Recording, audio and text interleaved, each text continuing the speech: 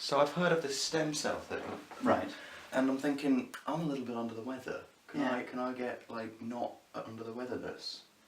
Well, that'd be good. I mean, I'm pretty sure we could just set up our own lab, do our own stem cells, just do a bit of research, or just. Right. Yeah. So let's do some research. Okay, and What are the reports showing? well, this is nothing. But I read that we have to have rules and regulations about it. Way we do we indeed. can't just do it. This is a very wishy-washy video Yeah. about rules and stuff. So as stem cells can differentiate into everything, we can then use them to cure people from diseases and stuff. We can, such as leukemia. Yeah, and that'd be really good.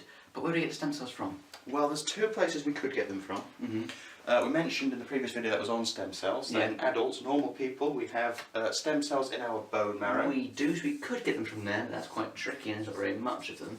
Another place to get them is from embryonic cells. Yes, because when it's embryonic cells, it is all these totipotent cells. It hasn't yet divided into pluripotent cells yet, so we could just literally extract it. We could do that, but the problem with that is that could become a person, so some people are a bit, Yeah. no, not so sure of that. This one hurts, you'll need anaesthetic, it's a little bit awkward. Mm-hmm.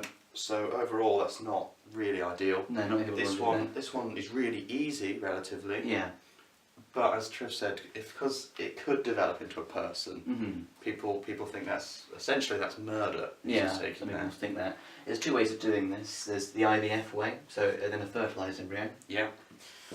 and that an unfertilised good embryo. thing about this one is that it would it starts off with one totipotent cell and that divides into many totipotent cells. So I Yeah. imagine you could probably get So quite a lot this from is this. better. But because it's fertilised, that's where the issue comes from. Yeah, because if it was in a womb, it would become a child. Yeah. You can have unfertilised egg cells. Yeah. And people seem a little bit more for this one, although there's still the thing of it's still playing with God's materials. And Yeah, stuff. I mean, you put this into a womb, it wouldn't become a person. And it wouldn't survive very long No. unless it was fertilised anyway. Yeah, So but you people will tend to get be less more stuff from for that. it, but yeah. Again, it's basically just about the ethical issues about stem cell research, is pretty much this area. And they will ask an exam about it, what are the good things, what are the bad things, what people think about it. And then there's what do you do to control it? So Yeah. we couldn't just set up a stem cell lab. We need No. to go through agencies and all sorts of regulations to prove that we are proper scientists. We're not going to waste things. We're not going to Yeah. mess about. You have to publish what you do to the public, to the scientific people, To the community. government to Yeah. check that you're all following these rules Yeah. across countries. Everyone has to do it the same way to make sure that there's no weird results, so you could make something really bad. Yeah, so it's all about regulation as well. So just a bit of a wishy-washy video really. Yeah, but stuff you should appreciate. And stem cells, by the way, probably wouldn't just cure a cold or anything. That was No, just a it's- joke, just to clarify. More serious things is what this is talking about. So, Yeah, this is just reflecting other people's opinions. It doesn't have to reflect yours, but if these are your opinions, that might be a bit easier for you maybe. yeah, you write about what you think.